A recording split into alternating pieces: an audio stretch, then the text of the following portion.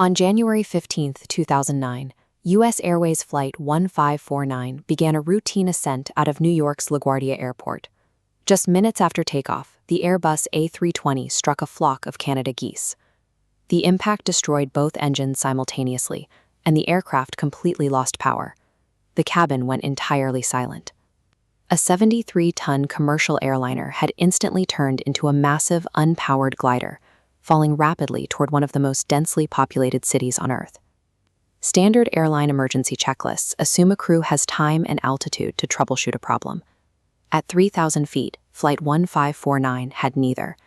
The procedure for a dual-engine failure takes longer to read than the plane had left in the air. While physics and standard procedures dictated a mathematically certain crash, the man in the captain's chair possessed a highly anomalous background, built for this specific crisis. Without engine thrust, a pilot's immediate priority is establishing the aircraft's optimal glide speed, finding the precise angle that keeps the plane moving forward without stalling. Decades earlier at the Air Force Academy, Sully Sullenberger spent his formative years as an instructor mastering motorless flight. He knew the physical feeling of keeping an unpowered aircraft alive by instinct. He compounded that instinct flying F-4 Phantom fighters for the military, spending years executing split-second aerodynamic maneuvers in high-pressure environments across Europe and the Pacific. Back in the cockpit of Flight 1549, those instincts kicked in. At his low altitude, his available glide radius was severely limited.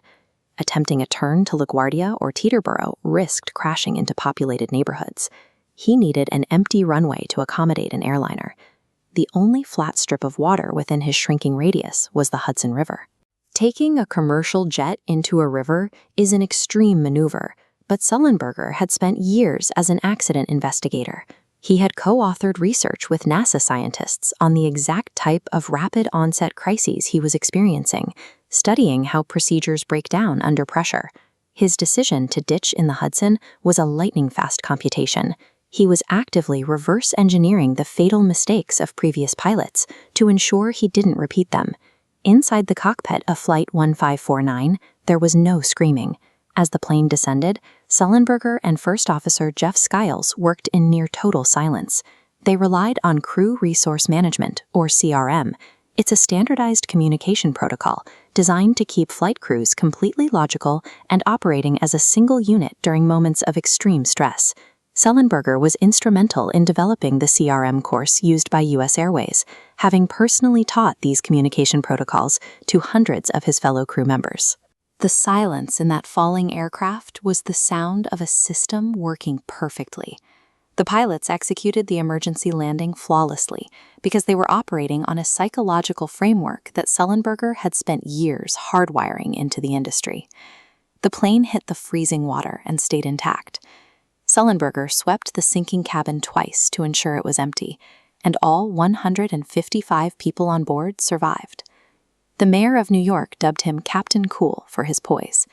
But behind the media celebration, the trauma of the event took a severe physical toll, leaving him struggling with sleeplessness and PTSD in the following weeks.